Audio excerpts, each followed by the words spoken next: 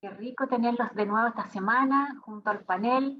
Mi nombre es Cecilia Marras del canal de YouTube que tenemos Yo Soy Digital Chile. Estoy junto a Trinidad Siles, Alejandro Márquez y a Gabriela Oces. Y dejé a Gabriela para saludarlo al final porque queremos saludar a una persona que ayer nos escribió, a Rodrigo Díaz Martínez, que le encanta lo que estamos haciendo, humanizando al programa, que lo escucha a todos, que él prefiere escuchar a leer un cuento, así que un abrazo muy grande a Mariana Neff, que nos sugirió el cuento, a Ilka Sosa, Isabel Mejías, y el resto sabemos que están escuchando el cuento, pero no han escrito, así que los llamamos a que nos escriban. Yo sé que los giritos se han ido todos de vacaciones, espero que se vayan todos con mucho cuidado. Y en las efemérides quería contarles que el 6 de enero en Lota nace justamente Baldomero Lillo. Mira la coincidencia hoy día del cuento. El 17 de enero nace en Madrid Pedro Calderón de la Barca y el 10 de enero fallece Gabriela Mistral. Queríamos hablarles un poquito de eso para recordarnos de la fecha, de las personas importantes. Y hoy día Trini nos trae un cuento muy simpático. ¿Qué nos trae Trini? Sí, me encanta que se produzca el efecto contrario, que esta vez sean los mismos auditores quienes nos proponen lecturas. Por eso mismo, Mariana Neff, te agradezco muchísimo la petición, porque creo que este cuento vale la pena leerlo, sobre todo porque es un compatriota nuestro y un gran escritor que nos ha favorecido con dos grandes obras que son Subsole y Subterra, Baldomero Lillo. Tal como decía Cecilia, él nació el 6 de enero, me dices tú, de 1867 y muere en San Bernardo, en Santiago. Había nacido en Lota y muere en San Bernardo en 1923. Y le debemos mucho. Yo este cuento se lo quiero dedicar a una gran amiga que me lo presentó hace muchos años atrás, Jimena Pulgar. Y la verdad que este cuento no solamente es de una gran originalidad, sino que está muy bien planteado, estructurado y responde a todos los cánones narrativos del cuento. Y voy entonces al mismo cuento, inamible. Oigan bien la palabra, inamible. De hecho, tanto Cecilia como yo fuimos a buscarlo al diccionario y efectivamente ya les vamos a sorprender, porque no lo encontramos. Pero ahí viene. Ruperto Tapia, alias El Guarén, guardián tercero de la Policía Comunal, de servicio esa mañana en la población, iba y venía por el centro de la Bocacalle con el cuerpo erguido y ademán grave y solemne del funcionario que está penetrado de la importancia del cargo que desempeña. De 35 años, el guardián Tapia goza de gran prestigio entre sus camaradas. Se le considera un pozo de ciencia, pues tiene en la punta de la lengua todas las ordenanzas y reglamentos policiales y aún los artículos pertinentes del Código Penal le son familiares. Pero de todas sus cualidades, la más original y característica es el desparpajo pasmoso con que inventa un término cuando el verdadero no acude con la debida oportunidad a sus labios. De pronto, agudos chillidos y risas que estallaban resonantes a su espalda mientras él hacía la vigilancia, lo hacen volverse con presteza. Una muchacha dando gritos, risotadas, llega a la casa donde vive y entra corriendo a ella. Su perseguidor se detiene un momento delante de la puerta y luego avanza hacia el guardián y le dice sonriente: ¿Cómo gritaba la picarona? Y levantando la mano en alto mostró una pequeña culebra que tenía asida por la cola. Está muerta. Si quieres, te la dejo para que te diviertas asustando a las próximas que pasean por aquí. El guarén dejó caer su manaza sobre el hombro del carretelero y le intimó: vais a acompañarme al cuartel. Te llevo porque andas con animales inamibles en la vía pública. Y a pesar de las protestas y súplicas del mozo, fueron hacia donde le había indicado él. El oficial de guardia que dormitaba delante de la mesa lo recibió de malísimo humor. Después de bostezar y revolverse en el asiento, el busto, y lanzando furiosas miradas, se detuvo e interrogó: ¿por qué le arrestó, guardián? Por andar con animales inamibles en la vía pública, mi inspector. Si el vocablo estaba bien empleado, su ignorancia iba a restarle prestigio ante un subalterno. La palabra aquella se refería sin duda a los caballos del vehículo. Esta interpretación del asunto le pareció satisfactoria.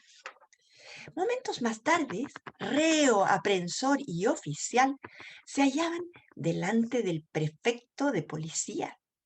El jefe leyó la instrucción en voz alta y al tropezar con un término desconocido, se detuvo para interrogar: ¿qué significa esto? El temor de aparecer delante de subalternos ignorante le selló los labios. Decidió encararse con el reo y lo interrogó. ¿Es verdad lo que te impugnan? No lo niego, dijo él, pero yo no sabía que eso estaba prohibido. Que lo conduzcan al juzgado. El juez, un jovencillo imberbe, ejercía el cargo en calidad de suplente. También preguntó: ¿qué tienes que alegar en tu defensa? Sí, Usía, es la verdad, pero yo ignoraba que estaba prohibido. Fijando en el reo una severa mirada, dijo fuertemente: 20 días de prisión conmutables en 20 pesos de multa. Sí, en 20 días de prisión conmutables en 20 pesos de multa, pero como a la carretela se le quebró un resorte y hace varios días que no puede trabajar en ella, no le va a ser posible pagar la multa. Esta mañana fue a dejar los caballos al potrero. El estupor y la sorpresa se pintaron en el rostro del oficial. El tránsito no ha tenido nada que ver con este asunto, mi inspector. Hablé de animales inamibles. Y usted sabe que los animales inamibles son solo tres: el sapo, la culebra y la lagartija. ¿Por qué son inamibles? El rostro astuto y socarrón de El Guarén expresó la mayor extrañeza.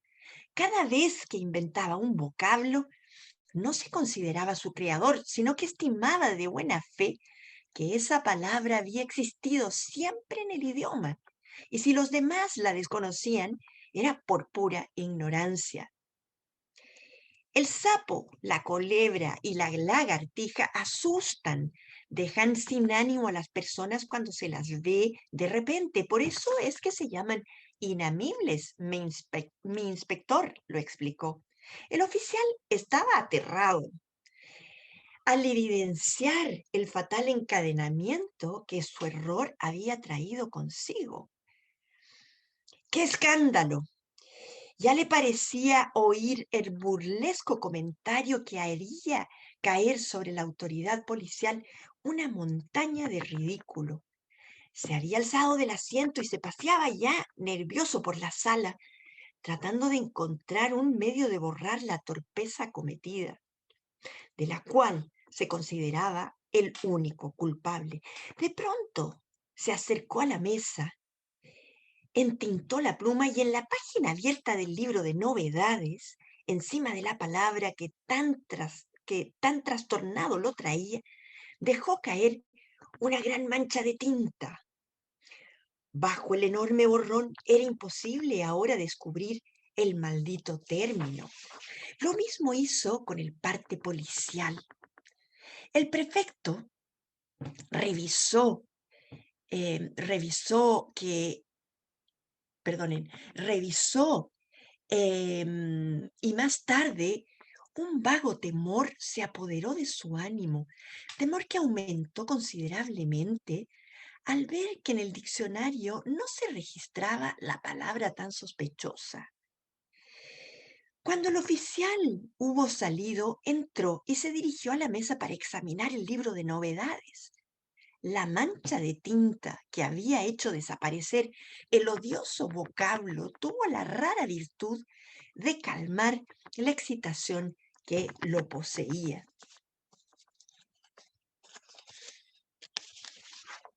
Como la curiosidad lo consumía, decidió interrogar diplomáticamente al guardián para inquirir de un modo indirecto algún indicio sobre el asunto. Contestó el saludo del guardián y le dijo afable y sonrientemente: lo felicito por su celo en perseguir a los que maltrataban a los animales. Hay gentes muy salvajes. Me refiero al carretelero que arrestó usted esta mañana por andar sin duda con los caballos heridos o extenuados. El guarén, con un tono irónico bien marcado, hizo una relación exacta de los hechos, repitiendo lo que ya había dicho en el cuartel al oficial de guardia. El juez oyó todo aquello manteniendo a duras penas su seriedad.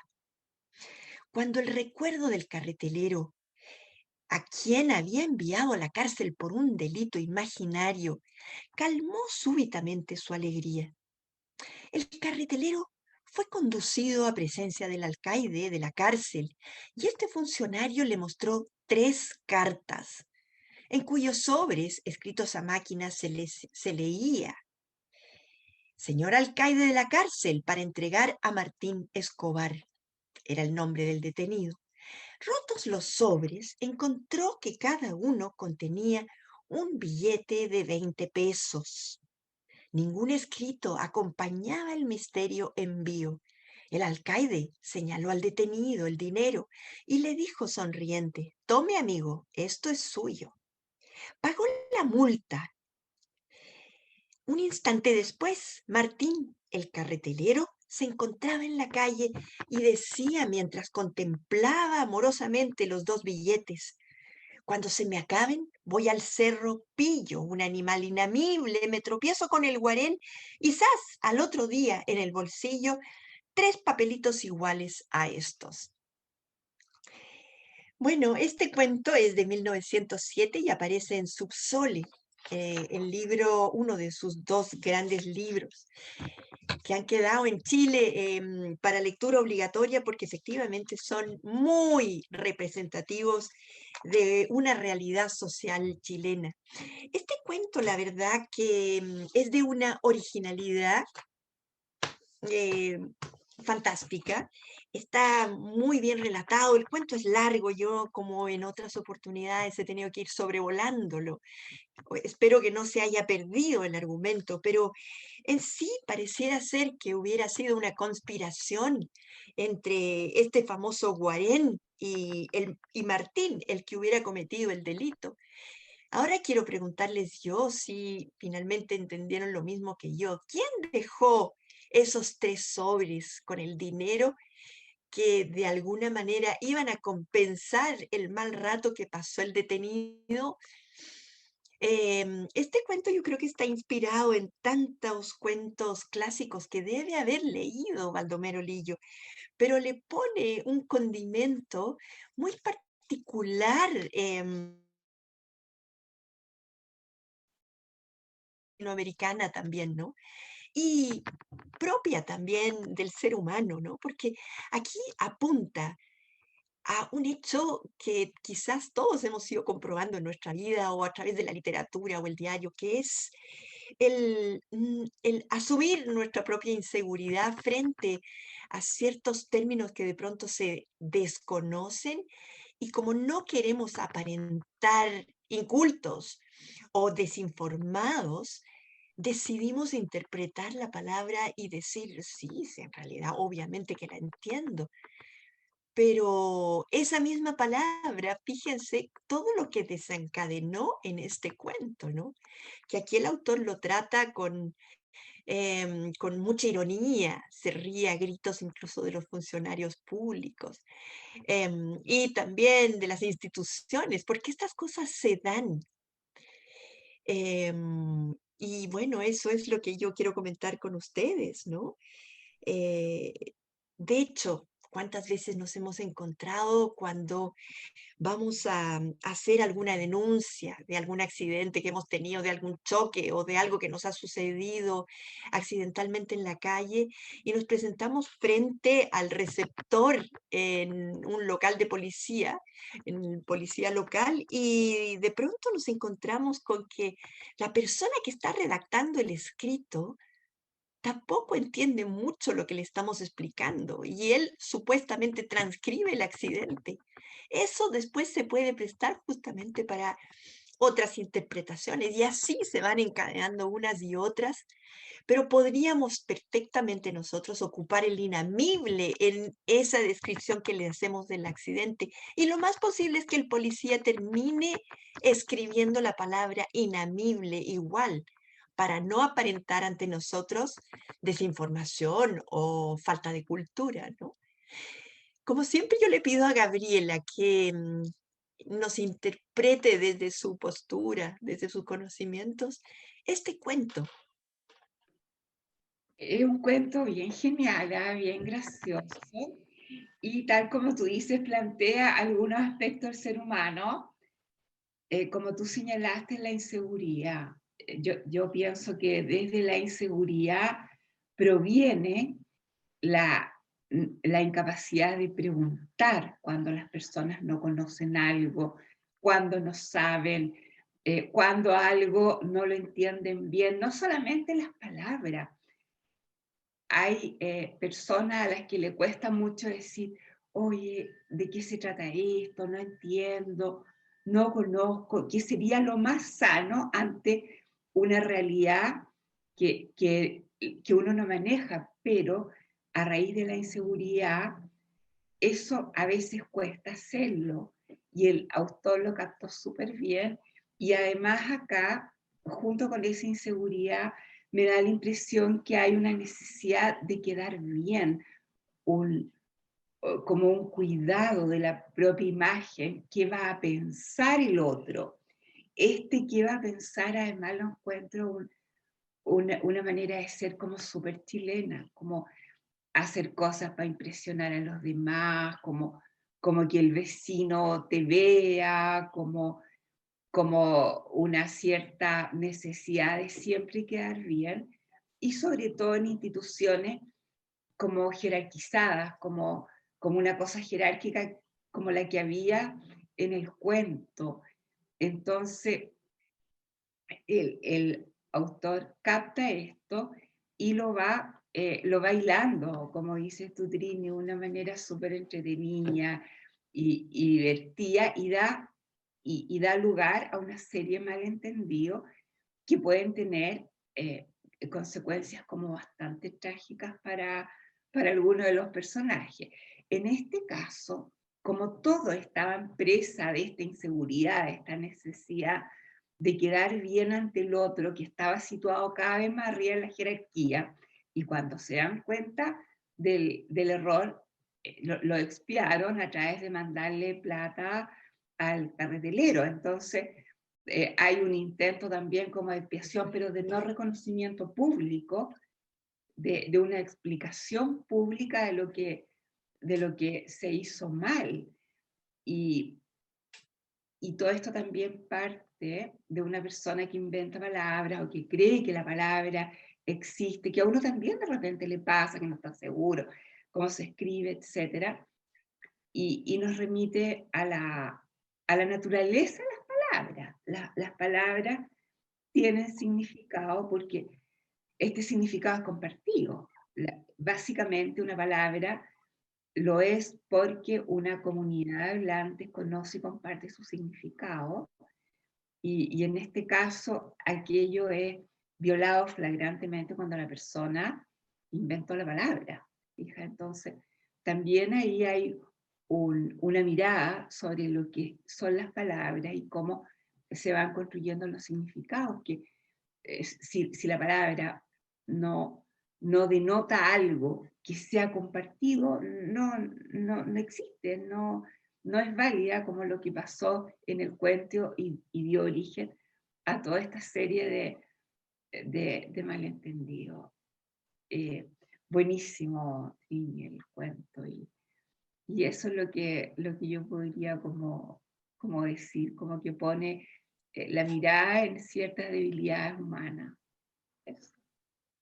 Gracias, Gaby. En realidad el cuento, desde que lo mandó Mariana como sugerencia, Marianita Neff, me pareció curioso la palabra inamible y como que le da un toque de risa cuando me lo dijo. Y cuando Trini me contestó que sí, que lo íbamos a leer también, un tono así como bien de risa, y me llamó la atención. Y dije, ¿qué es esto? ¿Qué es inamible? No, nunca había escuchado esta palabra. Y por supuesto, me fui al diccionario y no la encontré. Y Baldomero Lillo en realidad hace como una sátira de lo que pasa y de los errores que se dan bueno, él habla aquí de la justicia. Yo creo que podríamos hacer una película de todos los errores que se cometen, en realidad, como decía Gaby, de pruebas o palabras o cosas que no se hacen y van siguiendo y van dando adelante todo este curso de cadena de errores. Pero él, primero que nada, me da mucha risa la palabra guarén. En realidad el chileno se caracteriza por usar ciertas palabras que yo creo que las he visto acá nomás. Y la otra palabra, picarona. La palabra picarona me acuerdo de mis abuelos, que siempre usaban esas palabras, me da mucha risa. Y el cuento, bueno, el afán de sobresalir. Yo creo que él, siendo una persona que solamente apresaba a las personas que hacían malas cosas, pero le tenían respeto porque se sabía todas las ordenanzas, todas las leyes, y por lo tanto lo que él decía se lo creían por lo que él sabía de memoria. Entonces, cuando él inventó esta palabra, por supuesto, nadie se atrevió a preguntarle qué significaba ni nada de eso, y menos las personas que eran un poquito más profesionales que él tampoco. Y al final, para que la prensa no supiera de este error en cadena de todos fueron tapando este hoyito y al final todos le dieron plata para que pudiera pagar la multa y resarcir el error. Una incapacidad de reconocer los errores, una incapacidad de preguntar, el orgullo de cada uno, el ego, de que como este guatón, el guarén, que me imagino que era guatoncito, rosadito, no sé, me lo imagino así, estaba tomando preso al pobre señor de la carreta por actos inamibles. La encontré muy simpática, pero en realidad alude a la incapacidad de reconocer un error, al orgullo, y eso nos sucede a todos. De repente, cuando mi papá me castigó de pequeña, voló una cachetada hacia mi cara, pero la culpa era mi hermana chica, y tuve una noche casi yo sin comer, pero son cosas porque las cuales uno no pregunta. Y en este caso la famosa palabra inamible. La verdad que encuentro súper divertido y no sé qué piensa Alejandro del Guarén. Bueno, yo también comparto con ustedes lo mismo en términos de que el cuento igual, tiene como esos matices como un poco de humor, en verdad. Pero sí, fíjense que en verdad como que siento que hay un trasfondo que busca como un poco reflexionar sobre este tema de la naturaleza de nosotros, porque que va más asociado con el orgullo, con la ignorancia, con este afán también un poco de sobresalir y también un poco de esta incapacidad de reconocer los propios errores. Entonces, en ese sentido es como bien original el cuento. Me encantó la forma en que relata, de tan fácilmente uno se transforma, o sea, se transporta hacia el lugar, pero me preguntaba en qué lugar de Chile fue esto. ¿Habrá sido en el sur, en el campo, en la ciudad? También un poco, como esta cosa también un poco del susto de mostrar las debilidades, porque en definitiva el cuento, porque en cualquier momento, en cualquier minuto, el honor puede estar en tela de juicio también, por el tema del rango, y también siento también un poco como evidenciar la burocracia, un poco la ignorancia de las autoridades, eh, y no sé en verdad si esto en qué año fue más o menos escrito, pero tal vez a lo mejor pensé que puede denotar también un poco la falta de educación dentro del país que había en ese momento. Eh, el relato también un poco este tema de la justicia, un poco basado en equivocaciones de apariencia, fue un poco las cosas que rescaté de este cuento. Lo encontré genial, en verdad, como muchos de los que hemos leído acá. Baldomero Lillo, como decía Trini, es un escritor de lectura obligatoria en la enseñanza media básica de acá, y en verdad un tremendo escritor, en verdad. Nada más que muy interesante el cuento, me encantó. Eso podría decir. Sí, bueno, hay que agradecerle a Mariana. La verdad que este hombre es un maestro del género, sobre todo del realismo social, y no solo chileno. Pensemos que esta realidad se puede ver en México, en Ecuador, es posible que incluso se pueda ver en otros países más lejanos. Pero yo creo que efectivamente, qué talento para retratar la burocracia. Yo creo que lo que tú mencionas, Alejandro, es muy importante, porque hay detalles. Él agudiza mucho la mirada para hacer observaciones de características muy típicas, ¿no? Yo creo que hay varios aspectos que uno puede ir sacando, pero yo quiero traer a colación otro cuento que es muy posible que ustedes lo hayan leído de chicos, que es El nuevo traje del emperador, que nos hace pensar en una situación similar, ¿no? En que dos sastres le hacen al emperador un traje que es invisible finalmente, y lo convencen a él que es el traje con el que se tiene que pasear por las calles de su ciudad. Y después de haberle compuesto el traje que se demora mucho tiempo y además le cobran muy caro, finalmente él sale pilucho a la calle y se pasea tal cual. Y antes, incluso algunos de sus funcionarios, algunos súbditos, él les preguntaba, ¿y cómo ven este traje? Y todos mentían de alguna manera, o no se atrevían más bien a decirle, pero emperador, usted está pilucho. Y así finalmente se pasea por las calles hasta que en el desfile popular aparece el rey con ese traje supuestamente encargado a estos dos sastres, y el único que es capaz de decir, el emperador está desnudo, es un niño, porque al niño no le interesan las apariencias, todavía. Después, cuando crezca, es posible que sí. Pero ninguno de sus asesores ni de la gente cercana, por temor a lo que pudieran decir, capaz que se iba a equivocar, se atrevieron a decirle, emperador, a usted lo están estafando. ¿Qué traje le han compuesto si en el fondo lo que están haciendo estos bandidos es engañarlo? Es un cuento que nos hace ver la misma realidad, ¿no? De por qué uno cuida tanto la apariencia frente al resto por un tema de inseguridad, pero la apariencia importa mucho. Yo pienso, por ejemplo, es tan digno en el caso de un profesor frente a sus alumnos reconocer un error. No todos lo hacen finalmente, pero tengo la impresión de que a un alumno le hace mucho mejor impresión un profesor que reconoce el haberse equivocado con la mención de algún término o con algo que dijo o alguna desinformación que tuvo, pero haber dicho, saben, alumno, me equivoqué y lo real es esto otro. Ojalá eso mismo también se diera en las oficinas, ¿no? Cuando la gente es muy orgullosa o muy soberbia a veces y no se atreve por temor, por inseguridad o por no quererle demostrar al otro que se equivocó. Y finalmente el otro lo puede reconocer, pero no se da esa sinceridad de decir, ¿saben qué? Revisemos esto porque yo me equivoqué al inicio. Qué importante sería, o más bien, cuán mejores relaciones tendríamos si uno fuera un poco más transparente en reconocer los errores. Y otro aspecto que quiero también reconocer en este cuento es la importancia que tiene la precisión del lenguaje, ¿no? Muchas veces una coma puede cambiar mucho la interpretación que tiene una oración.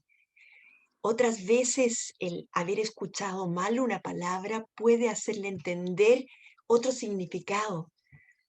De chicos, nosotros vamos aprendiendo a través de las palabras no solo significados nuevos, sino realidades nuevas que nos abren muchísimo la inteligencia y el conocimiento de las cosas.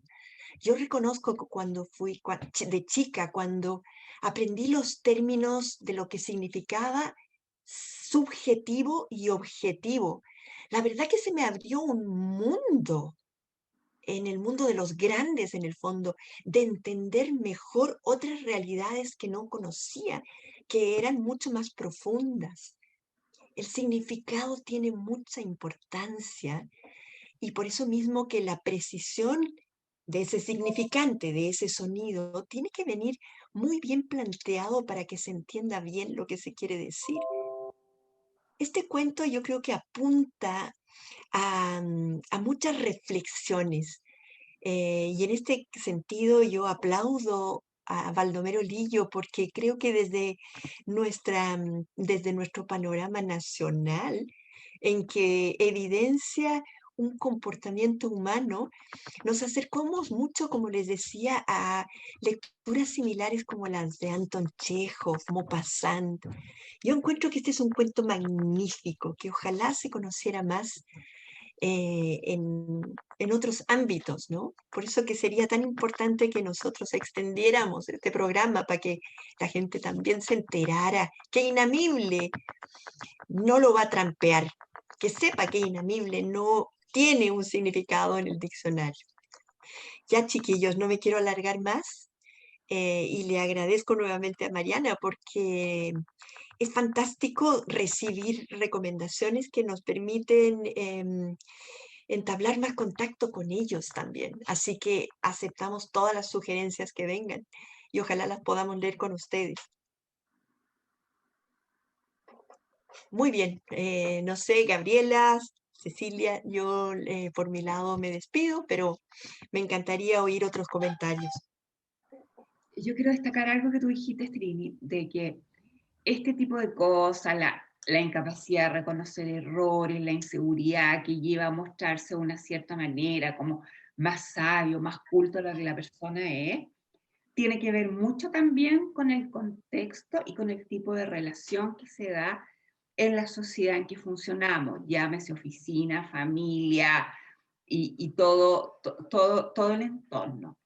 Cuando las relaciones son verticales, son autoritarias, son de poder, van surgiendo con mayor probabilidad este tipo de fenómenos, el tener que dar apariencia, el no poder reconocer errores porque los errores son castigados. Entonces, en los sistemas autoritarios, una especie de escalera que algunos han llamado la teoría del gallinero, donde el de más arriba aprieta al de más abajo y al de más abajo y al de más abajo. Entonces, las personas están bajo constante presión, bajo constante amenaza, con poco respeto a quienes son, a la diferencia, con poco respeto a lo que realmente les pasa como personas, con poco reconocimiento. En ese tipo de contexto es mucho más posible que surjan estas inseguridades y estas necesidades de aparentar como las que muestra el cuento. Eso quería destacar. Alejandro.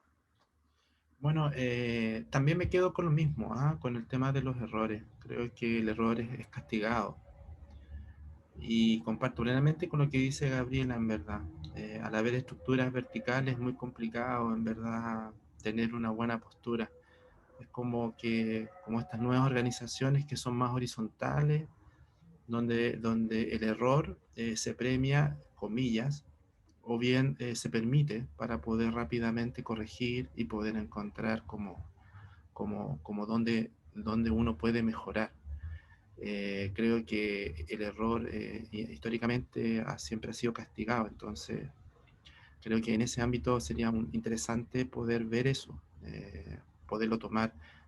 Bueno, en los equipos de alto desempeño se está trabajando mucho en esos ámbitos, en verdad, pero también lo traslado a la familia, lo traslado a los hijos. O sea, cuánto nosotros permitimos que se equivoquen ellos sin castigarlos, y más bien como de alguna forma que aprendiste de ese error, qué es lo que necesitas aprender para no volver a hacerlo. En ese sentido me quedo con esto y bueno, y muy agradecido por el cuento y muchas gracias y un abrazo a todos.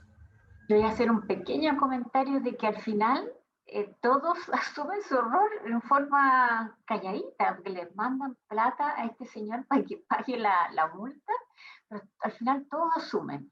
Y me encantó el personaje principal porque se sentía orgulloso de su cargo, el Guarén, súper orgulloso de su cargo, y ya me lo imagino así como gordito, no sé. Entonces, ¿por qué me lo imagino así? Pero se sentía tan orgulloso y tan respetado, fue el que nunca le pasó nunca al preso.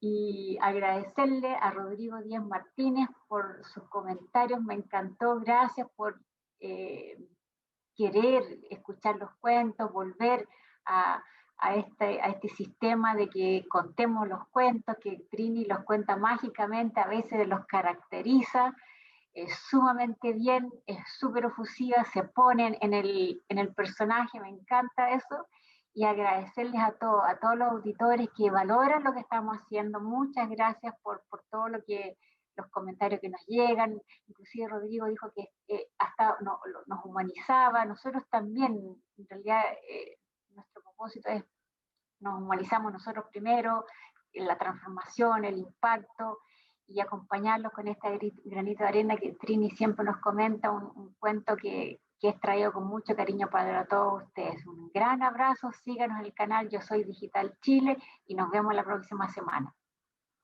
Chao, chao.